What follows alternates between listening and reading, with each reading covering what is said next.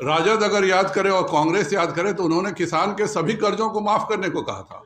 मेरा सीधा सवाल है कि यह महागठबंधन की सरकार अपने वादों को कब पूरा करने जा रही है।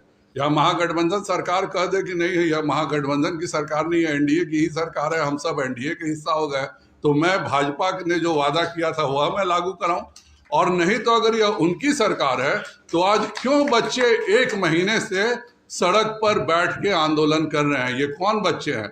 आपसे हमारी बात हुई थी, आप जब एनडीए के अंग थे, नीतीश कुमार जी, हमारी आपसे बात हुई थी, 1,15,000 आपने कमिट किया था। ये जो पिछले दिनों 20,000 के करीब नौकरियां बांटे हैं, सब हमारे समय का बांटा हुआ है। तो मेरा माननीय महागठबंधन के सभी नेताओं से अनुरोध है कि कृपया कर, आपने जो यह वादा किया था यह आपका है, बाकी भी सबका मैं लाया हूं। राजद का घोषणा पत्र तो और था, तो राजद के घोषणा पत्र में है कि बेरोजगार युवाओं को 1,500 रुपए का बेरोजगारी भत्ता देने का वादा है। तो ये कहा गया, ये 1,500 का जो माननीय एक युवा को तो रोजगार मिल गया, वह तो उप मुख्यमंत्री बन के बढ़िया से रोजगार चला रहे हैं, लेकिन यह जो आपने बेरोजगार युवाओं को 1,500 का बेरोजगारी भत्ता देने का वादा किया था, उसका क्या होगा? सबसे बढ़िया घोषणा पत्र जदयू का है। जदयू ने अपने घोषणा पत्र में भी एक भी नौकरी का वादा नहीं किया था। आज भी जितनी नौकरियां मिल रही हैं सब जो भाजपा साथ में थी उसके कारण मिल रही है। यह विशेष घोषणा पत्र है जदयू का।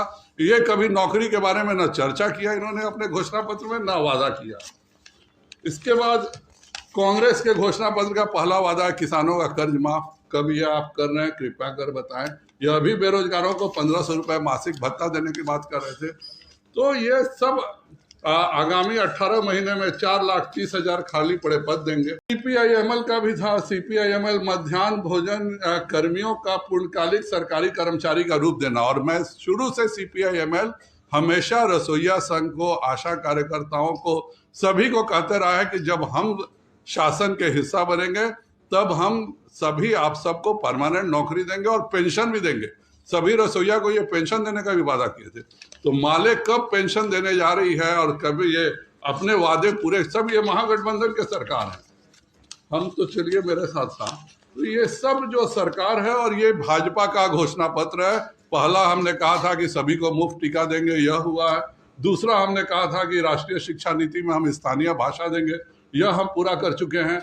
एनडीए सरकार में 3.5 लाख शिक्षकों की नियुक्तियां कर चुके थे हम लोग, और इसके आगे भी हम नियुक्तियों का वादा किए थे, और उसी के तहत हम 1,15,000 नियुक्ति दे रहे थे। वह जब पूरी योजना बन गई है तो यह क्यों नहीं हो रहा है? मैं इस सरकार को कहूंगा कि भाजपा, और बिहार की जनता से भी अपील करूंगा कि वह भाजपा का घोषणा पत्र देखे और हम कहाँ गलत है यह बताए।